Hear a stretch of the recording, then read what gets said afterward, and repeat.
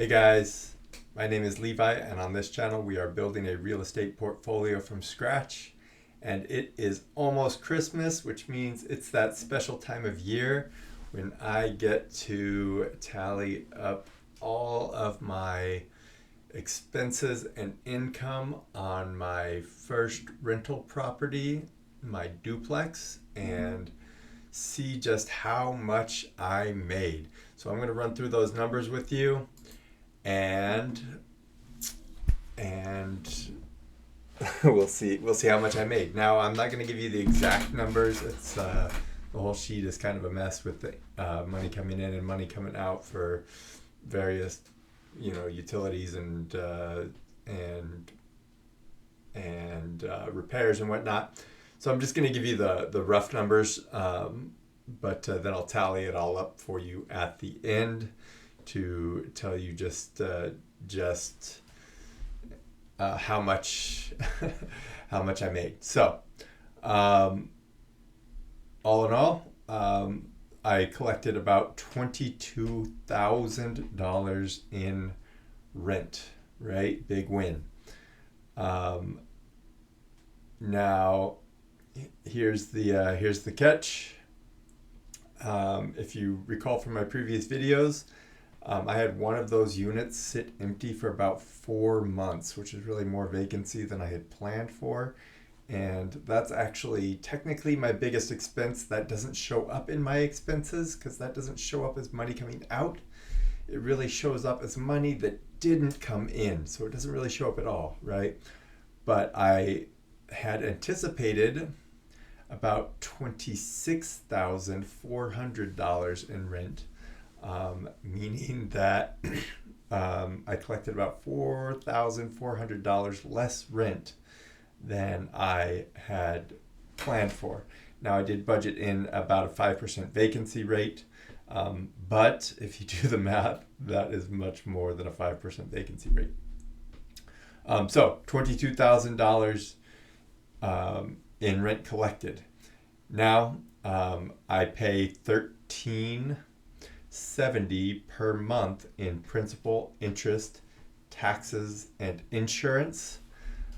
So for the year, I paid $16,440 on the mortgage, right? On mortgage, taxes, and insurance. Now here's the real kicker. I spent about $10,000, rounded off. I spent about $10,000 in other expenses. So what are those other expenses?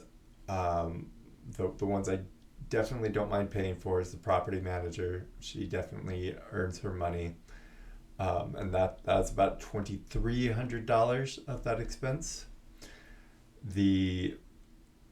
The biggest expense of the year was I had to replace an HVAC unit. That was a $3,500 expense. The other expenses, there's a leasing fee for each unit, and that means as soon as they get a lease, they get half of the first month's rent. So it's basically kind of baked into it goes to the property manager again. I spent probably between $1,000 and $1,500 to make each unit ready to go. There's some little things that needed to be added, and we changed all the locks, things like that. Then there was an electrical fire. If you go look at my other videos, there was an electrical fire that cost about $500 to replace the drywall, about $250 to repair the electrical. Another $150 to put the tenant in a hotel room. So rounding everything off, I probably spent about $900 dealing with that. And then there's a whole slew of assorted repairs, as well as some utilities that we pay, sewer and whatnot, that are not combined utilities, that are baked in. So you add that all up, it comes out to be about $10,000. Now, that is more than I had budgeted for. I had budgeted for about $6,000. But that means when you add all that up, my expenses were about $26,440. So what that means is in 2025, this duplex brought in a negative $4,400.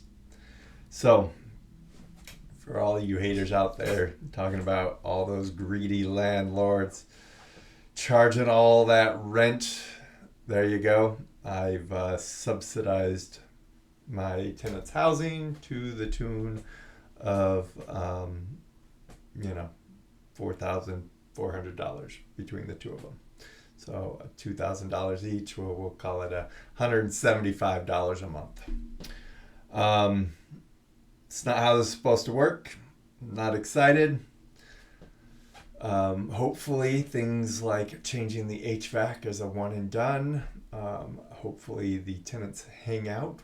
Since we've spent so much on repairs, hopefully the tenants are happy and they hang out. That means no more leasing fee. That means much less vacancy in 2026.